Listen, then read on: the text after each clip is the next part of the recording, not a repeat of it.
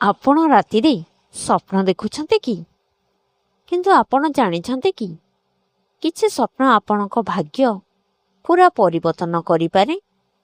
ଆଜି ମୁଁ କହିବି ସେଇ ସ୍ୱପ୍ନ ବିଷୟରେ ଯାହା ଦେଖିଲେ ଆପଣଙ୍କ ଜୀବନରେ ଧନ ଓ ସଫଳତା ଆସିପାରେ।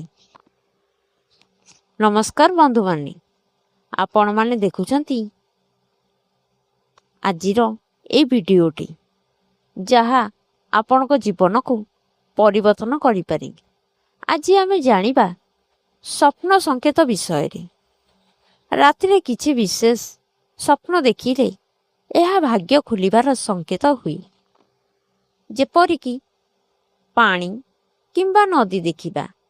ଯଦି ଆପଣ ସ୍ୱପ୍ନରେ ସଫା ପାଣି କିମ୍ବା ନଦୀ ଦେଖନ୍ତି, ଏହା ଧନ ଆସିବାର ସଂକେତ। ଆପଣଙ୍କ ଜୀବନରେ ସୁଖ ସମୃଦ୍ଧି ବଢ଼ିପାରେ। ନମ୍ବର 2, ସାପ ଦେଖିବା। ସ୍ୱପ୍ନରେ ସାପ ଦେଖିଲେ ଭୟ କରନ୍ତୁ ନାହିଁ। ଏହା ଅଚାନକ ଧନ ଲାଭର ସଂକେତ। ଲଟେରୀ କିମ୍ବା ଅପେକ୍ଷିତ ଧନ ଆସିପାରେ। ନମ୍ବର 3, ସୁନା କିମ୍ବା ଗହଣା ଦେଖିବା। ସ୍ୱପ୍ନରେ ସୁନା ଦେଖିଲେ ଲକ୍ଷ୍ମୀଙ୍କ କୃପା। ଏହା ଧନ ଓ ସମ୍ପତ୍ତି ବଢ଼ିବାରେ ସଂକେତ।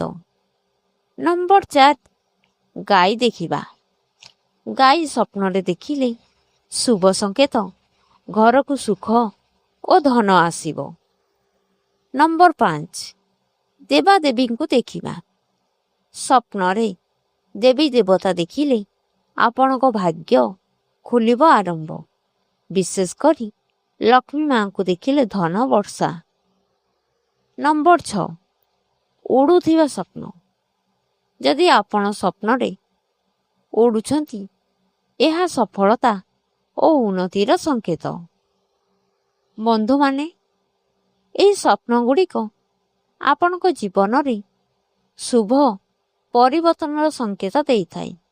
ଯଦି ଆପଣ ଏହି ସ୍ୱପ୍ନ ଦେଖୁଛନ୍ତି, ବୁଝନ୍ତୁ ଭଲ ସମୟ ଆସୁଛି। ଭିଡ଼ିଓଟି ଭଲ ଲାଗିଲେ ଲାଇକ୍ କରନ୍ତୁ, ଚ୍ୟାନେଲକୁ ସବସ୍କ୍ରାଇବ୍ କରନ୍ତୁ, କମେଣ୍ଟରେ ଲେଖନ୍ତୁ ଆପଣ କେଉଁ ସ୍ୱପ୍ନ ଦେଖୁଛନ୍ତି।